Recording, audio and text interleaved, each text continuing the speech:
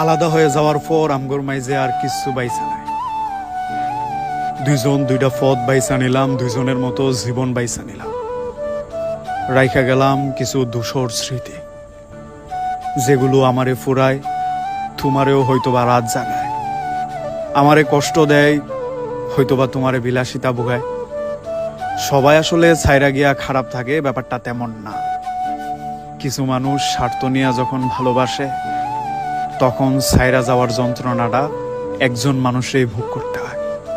তারই রাত জাগ দেওয়া হয়, একটা ঘুষালো জীবন ছাইরা এলোমেলো একটা জীবন বাইচা নিতে হয়, মানুষের কথাও শুনতে হয়। কারণ তোমার লগে চলাকালে কত মানুষ আমারে বোঝাইলো এইখানে তুই ভালো থাকবি না। তখন আমি নিজ দায়িত্বে নিজের ঘাড়ে সব মাইনা লইয়া তোমার সাথে থাকছিলাম।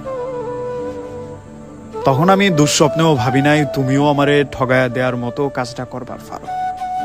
কিন্তু হালার দেহ, আমার বিশ্বাসে ফায়ে পিছায়া মানুষের কথারে তুমি সত্যি বানায়া দিলা।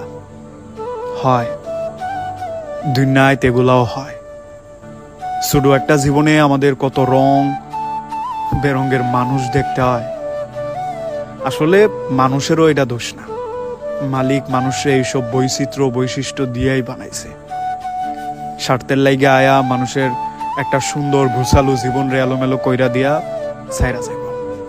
ওই যে কইলাম, বিচ্ছেদের যন্ত্রণাটা আমি উপভোগ করলেও তোমার এতে তেমন কোনো আপত্তি নাই, কিঞ্চিত পরিমাণ কোনো অনুশোচনা নাই। আমাদের সম্পর্ক নিয়ে তোমার তো অভিযোগ নাই, কোনো ভূক্ষেপও নাই। এইভাবে চালাইতে হয় জীবন, চইলা যায়। এইসব বাস্তবতা মাইনা নিয়ে আমরা সামনে আগাই, প্রতিদিন জীবনের লগে যুদ্ধ করি। তারপরেও আমরা হাইসা খেলা বাইসা থাকার চেষ্টা করি। এইটাই জীবন, এইভাবেই বাইসা থাকতে হয়।